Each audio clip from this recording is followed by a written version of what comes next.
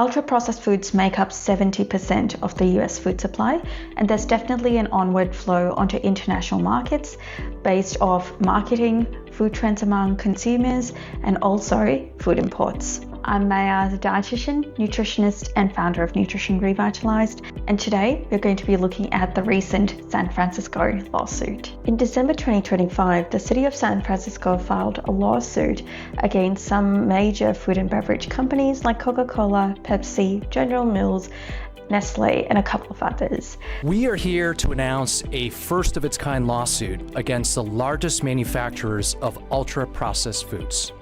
Ultra-processed foods that are making us sick, plain and simple.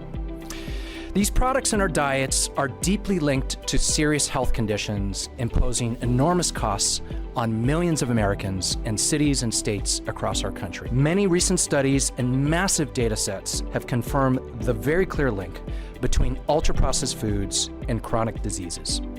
Type 2 diabetes, fatty liver disease, heart disease, kidney disease, colorectal cancer, Crohn's disease, depression. And the impact on children has been particularly alarming. Unprecedented levels of obesity and type 2 diabetes.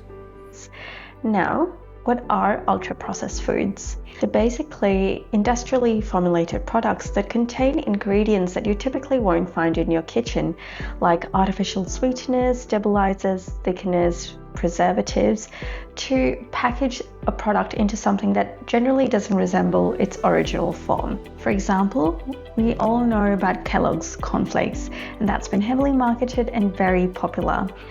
We know that it's made from corn, but in no way with all that heavy processing does it resemble anything like corn.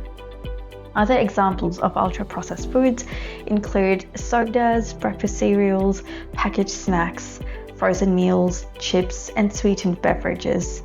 Now, the lawsuit argues that these companies used marketing strategies that misleadingly created a health halo around these ultra-processed products, making it seem like they are safe for everyday consumption, they're generally okay for kids, and in fact, when it actually posed health risks over the long term. Let's take Coke Zero, for example, that was heavily marketed as a zero sugar and zero calorie option.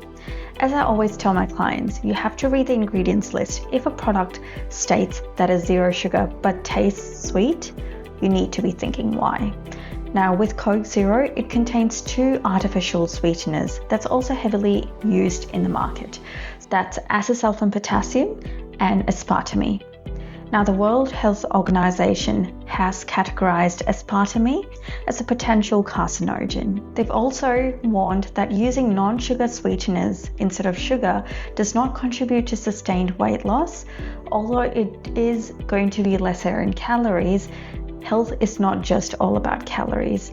You need to be thinking about what else you're putting into your body, because with these 2 artificial sweeteners, it definitely increases the risk of cardiovascular disease, type 2 diabetes, and cancer. So stick to sugar, because sometimes the natural option is often the safest option, and instead of trying to replace it with something else, just try and slowly cut back on your sugar consumption. The other big tip that I would give you is always look at the contents of your plate.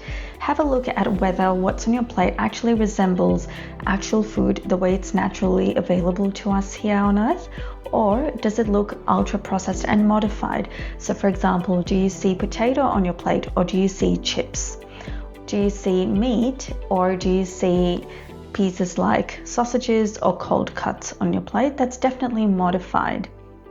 So the more natural you eat, the more whole foods you eat, it's definitely going to contain less of these preservatives and artificial ingredients that could pose a health risk. And we would never really know until we wait for research to evolve, and we wait about 15 to 20 years down from here. Try and make sure that your plate is filled with lots of color, lots of whole foods, and steer away from foods that contain artificial ingredients that try and be deceptive to mask taste, texture, or color.